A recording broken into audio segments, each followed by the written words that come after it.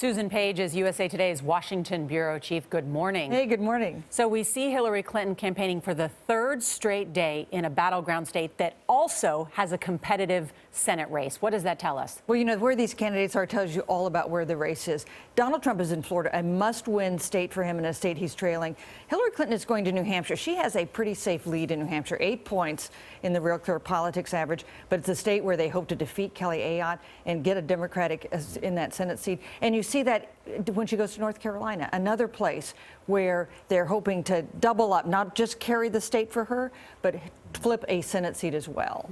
Yogi Berra said it's not over till it's over, and we all know that. But the question seems to be is how long are her coattails? Yes, and that's an issue. You know, some Republicans are hoping this will be like 1996. You know, that was a year in which they abandoned Bob Dole. It was clear he was going to lose. In the end, Democrats gained only 2 seats in the House. They lost 2 seats in the Senate that year. But this is not like 1996 because Bob Dole was not a toxic figure. Even if voters weren't going to vote for him, they were going to vote for Bill Clinton for re-election. They weren't against Bob Dole. This is an election where the toxic nature of Trump's candidacy really has the risk of hurting Republicans down the ballot. And there's a real snapshot now in the state of Texas that perhaps speaks to what is increasingly becoming a mandate for her. You know, these Texas polls are amazing. A new CBS poll out yesterday that gives Trump a 3-point lead. You know what's remarkable? It's been 20 years since a Democrat won any statewide contest in Texas. This has been a pretty reliably Republican state. And now we have 3 polls. The 3 Texas statewide polls taken in October have him at 3 points, 3 points, 4 points. That is not much of a margin. Texas has the second largest population of Hispanics in the country. If Texas is close or anything, it'll be a sign perhaps of how strong the Hispanic vote is, right? It will. And this is a state where Hispanics have been willing to vote for Republicans. George W. Bush did well with Hispanics.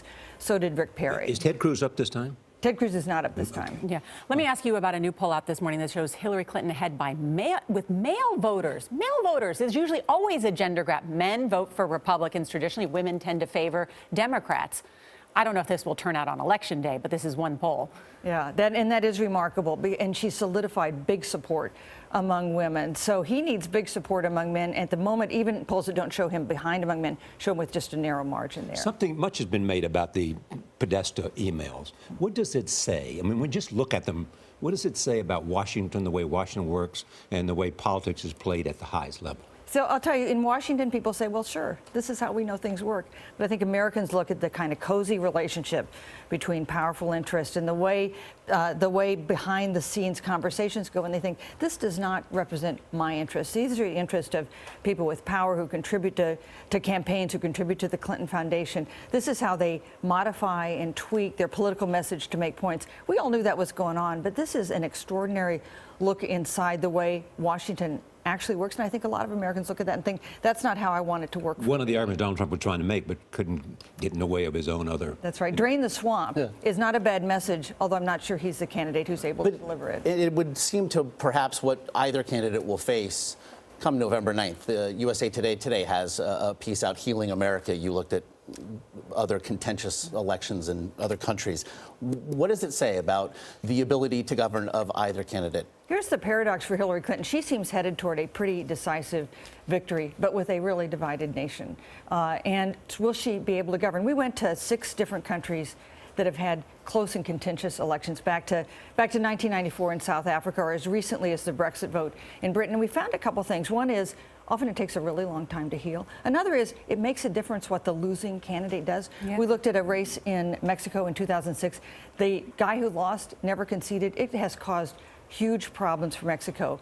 So that might be something lesson to look for on November 9th. That's why Hillary Clinton said to Donald Trump on Thursday, look, whatever happens, we need to work together. Yeah. Both of them need one another after this election. And for, you know, Americans are sick of the way Washington is not working.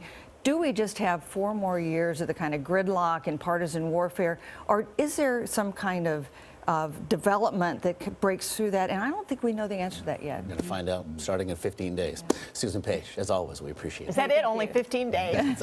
And counting.